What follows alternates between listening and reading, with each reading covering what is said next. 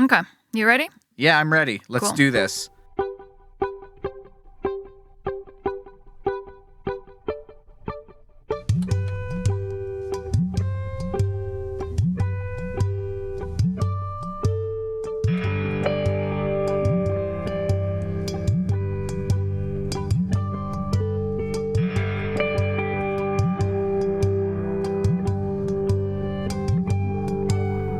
You're listening to Speaking of Language, a podcast recorded at the Language Resource Center at Cornell University. Each week, we explore a topic related to language pedagogy and second language acquisition. This week, on Speaking of Language. I know what you did last summer. Well, not really, but Angelika and I are going to fill you in on our international travel and linguistic experiences of the past few months as we head into a new semester at the Cornell University Language Resource Center. Welcome to a new season of Speaking of Language. I'm Angelika Kraemer, the director of the Language Resource Center at Cornell University. And I'm Sam Lupowitz, the LRC's Media Development Manager. Today, we will talk about all the things we learned this summer. How exciting is that? I know. It's So, pretty Sam, exciting. what did you do this summer? Well, here's the thing, because this is a podcast about learning language and learning to communicate. And I felt most of the communicating I did this summer was with myself. So I don't. You're the one. We foreshadowed that you'd be having some international adventures over the summer. Yeah. And I think that's really the main event we're getting to, because I was here at the LRC making sure, as I often do, that all the lights are blinking the way they need to blink. Mm-hmm.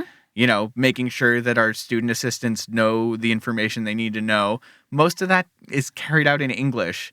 Every now and then it's carried out in an obscure programming language that no one knows how to use anymore. And that's my adventure.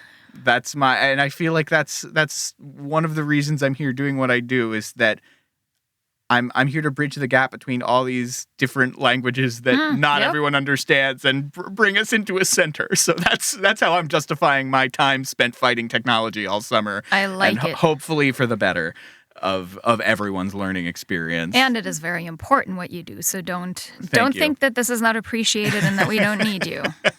Yes. Well, thank you. But I think most of our listeners will want to learn what useful tidbits you picked up in some of your fun locales. Yeah, so I guess I had a slightly more eventful summer then. I attended a number of conferences, all related to language learning and technology, so that was pretty fun. My first conference was in Eugene, in Oregon. An exotic locale. I know, right? Well, it was actually quite beautiful. I'm a big fan of Oregon. So that was the IELT conference, the International Association of Language Learning Technology. And this is a biannual event. I always wonder, biannual, what do you think when I say biannual? Twice a year or every other year? Just now when you said it, I thought twice a year. But that's not it, is it? It's every other year. Yeah. You know what the thing is? So here's a language trick for everyone, a little bit of useful information.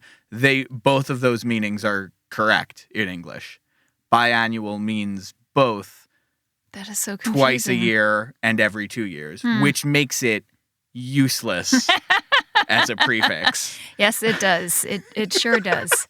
And we haven't figured out something better than this, and the entire, I don't know whose fault it is. Oh, my.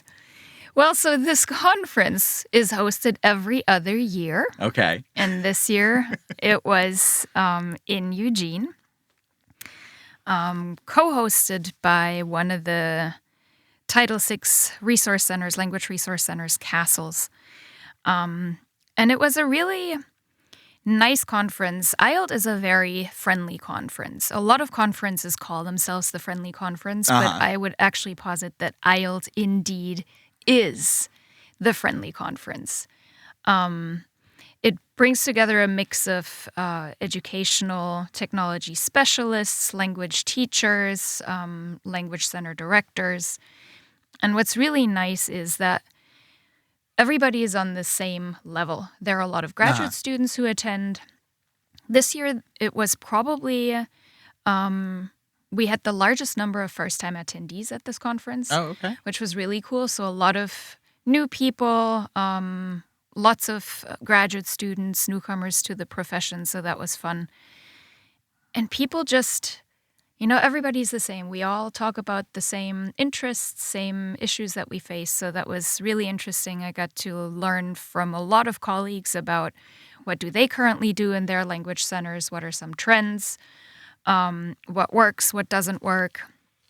So lots of new exciting things. One big thing that's going to come out of IELT that I'm involved in too is we are working on a new publication, an update to the Language Center Handbook.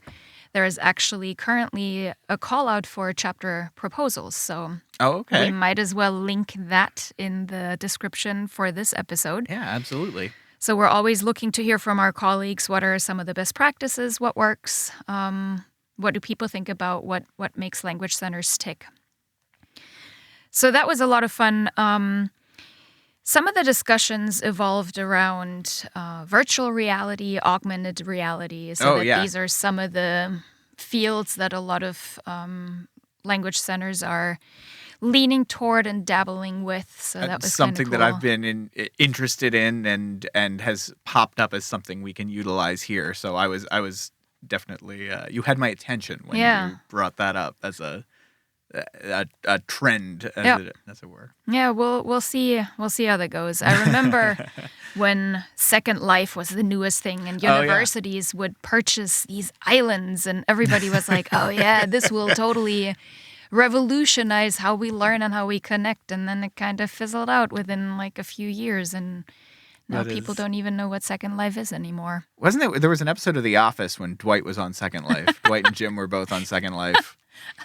I missed that episode. I think it was later. It might be like post Steve Carell, but oh my goodness. It's me giving my academic opinion of all these fascinating things that you're talking about. I was on The Office. Thank you. Yeah, I think we see a lot of work in digital humanities, 360 environments. Mm-hmm. And we've had, the portal. Remember when we had the portal on Cornell's campus? That was kind of like season 2. I can edit it in if I get it wrong. Back in season 2. So it's interesting just what affordances we have now with technology. So should be neat to see what some of these projects that some of the colleagues discussed at IELT, how they come to fruition and how they impact language learning. But I definitely think augmented reality and virtual reality are areas to keep our eye out for. Yeah, for sure. As we're in the business of sort of immersing people in a culture to learn about it and learn how to communicate, that certainly seems like there's opportunity there. Yeah. And then my really exciting trip this summer was a trip to Japan. Right, foreshadowed at the end of last season. Yeah, so I actually need to touch base with both of our student assistants and share with them what I have learned and that I still don't speak really any more Japanese than I did beforehand. Yeah, but you navigated yourself through some restaurants, which, I did, which was a crucial... step one. Yeah, absolutely. And I do have to say it was a very humbling experience. I can't remember when I've last time been in a situation where I was basically unable to communicate because I didn't speak the language. I wasn't able to read the language. Right. I mean, short of signs that I could decipher. It was good to be back in the shoes of our students when they first start a language that they don't know anything about, right? Where they can't even read the script. So I survived. That's very good. Which is, that's always a plus. That would be quite the twist ending, though, if you had not survived. And Indeed, yes. Alas, here I am. So the conference in Tokyo was related to IELT. IELT has a sister organization, JLET, and every 5 years, JLET and IELT co-organize this conference, and it rotates between Japan and the U.S. And it was supposed to take place in Tokyo in 2020. But Tokyo 2020 is the Olympics. Yes. So we decided it would be maybe a better idea to a minor move that. Yeah. conflict, perhaps. My question for you then is, again, this is very important to the matter at hand. If it's every 5 years, does that mean it's held quintannually? I think that would be. Right would that also be 5 times a year then? I suppose so. I don't know. If any of our listeners out there have any idea whether this is correct or not, write to us at Cornell LRC at cornell.edu. Yes. And yes, that has 3 L's right in the middle. That's your audience participation for this episode. So this Fleet 7 conference was also centered on language learning and teaching and technology and what technology can do to assist in that endeavor. What was really interesting for me was talking to some colleagues who are engaged and involved in language centers there, and the difference between language centers in the U.S. and language centers abroad, specifically in Japan, and how the focus shifts slightly. So in the U.S., we've seen this move from the language lab to now these more social spaces, these language centers that reach out much more to students, to faculty, that are hubs for the different stakeholders. And it seems that a lot of the language centers in Japan are self-access centers that focus exclusively on students. Mm-hmm. So there is not much that's done in terms of support of language instructors. That's done through different ways at institutions. But language centers tend to just focus on students and giving them access to the resources that they need whenever it's convenient and when time is at their disposal. Gotcha. So a slightly different setup from how we structure our work here. Yeah. That was interesting. And it was great to meet a lot of the Japanese colleagues. Can't lie, the food was just amazing. That's what I've always heard about Japan, is that, and I hear this about a lot of different places and a lot of different cultures, but I've heard that Japanese food, when you get it from the source, is just one of the best things there is on this earth. Yep. So I can highly recommend a trip to Japan. That was fun for many reasons. Would you recommend it in the dead of summer in August? No, that's a good point. And I do wonder about the Olympics, how that's going to work. It was very hot and very humid. But yeah, it's a beautiful country. It's a very clean and punctual country, which I very much relate to. Right, very. But yeah, one little interesting tidbit was I had dinner with a German colleague, one of the last evenings, and we went to this teeny tiny sushi bar. It had space for 7 people, so it was just right there. I mean, we watched the sushi chef prepare our meal for us, our dinner, and we were fairly early in the evening, so we were the only customers right there. And he and I were talking in German the entire time. And because we felt there was no common language between us and the sushi chef and his wife. Right. And they had a menu with pictures, so we just pointed to whichever set menu we wanted and not really knowing what we were getting. I mean, some of the fish looked very similar to one another, and we're like, well, this could be that, this might be this. It was all delicious. We still don't know what all we ate, but it was really, really good. And so when we left, we were there for a little over an hour. We said goodbye in English, and we probably butchered Japanese really badly when we said thank you. And the sushi chef, he was an older gentleman, probably, I don't know, definitely in his 70s. And in German, he thanked us. That was so funny. That's great. So we had no idea that, I mean, and I don't think he was fluent in any way, shape, or form. But he had that. Yeah. It was just funny that the common language that we did end up having in the end in Japan was German and not even English. Yeah, the conference was really great, and we are looking forward to hosting Fleet 8 in 2025 in the United States. We're still trying to finalize the location for that, but that will be fun to have all the Japanese colleagues come to the U.S. and hang out with them here. Yeah. So that was definitely my personal highlight for the summer. I ended my summer travels with the Shared Lichtel Symposium in Chicago. That was co-organized and co-sponsored by the University of Chicago and Michigan State University. The work that both of these institutions do through Mellon grants intersects and overlaps, and this is always a wonderful opportunity to meet with all of our colleagues in the less commonly taught languages. And I actually talked about our Jumpstart programs, which people were very interested in because we all are still looking for new and innovative ways to provide language instruction to our students that maybe goes outside of the traditional 3, 4, 5 credit classes that lead toward a minor or a major.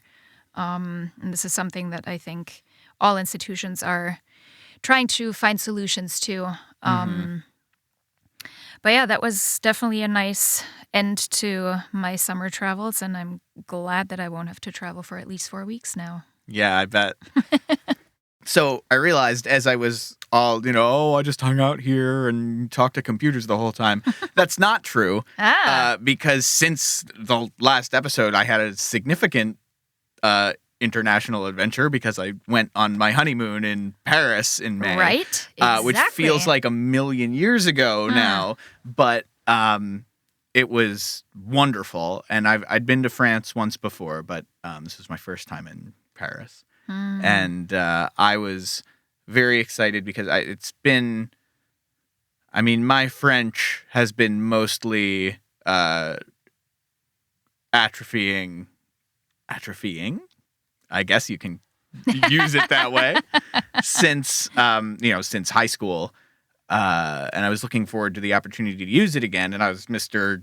Language Center. I said, I've got months to bone up on my French which I didn't do at all. And my wife was speaking so much more French than me, but it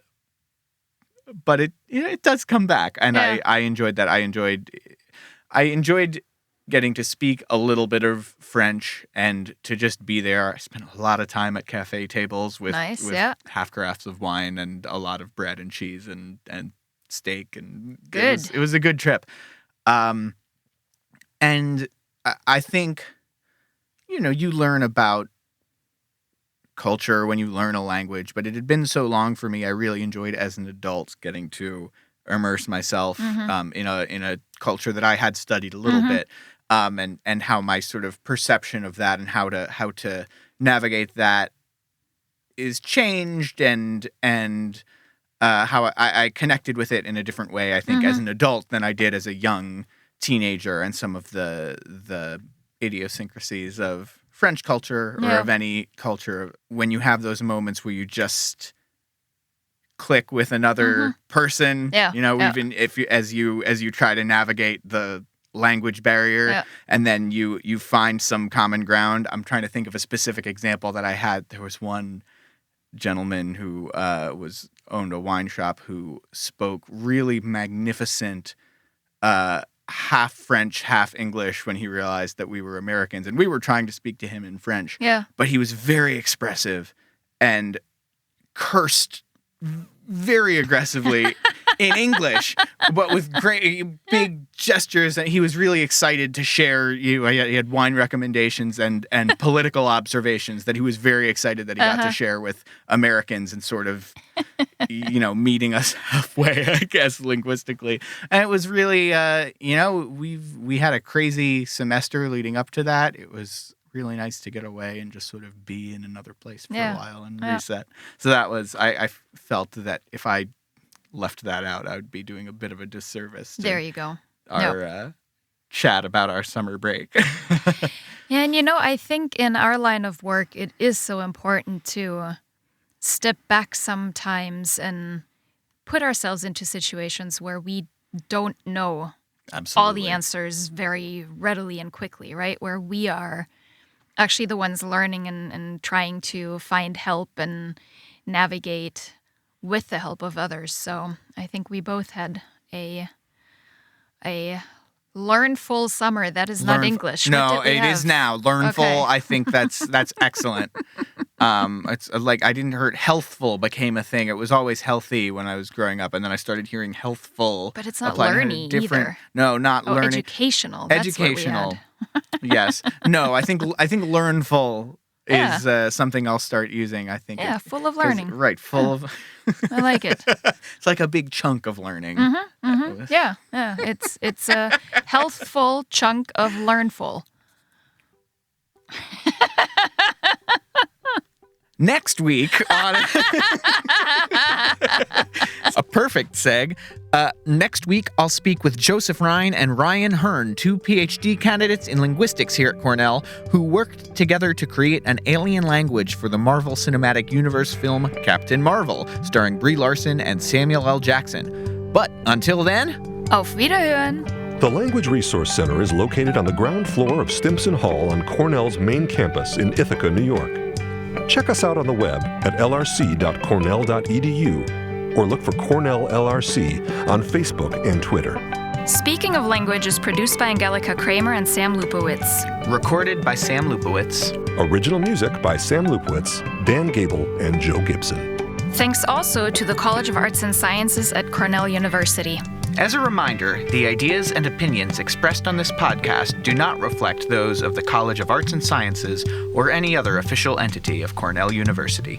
We thank our listeners, and do stay tuned for our next episode.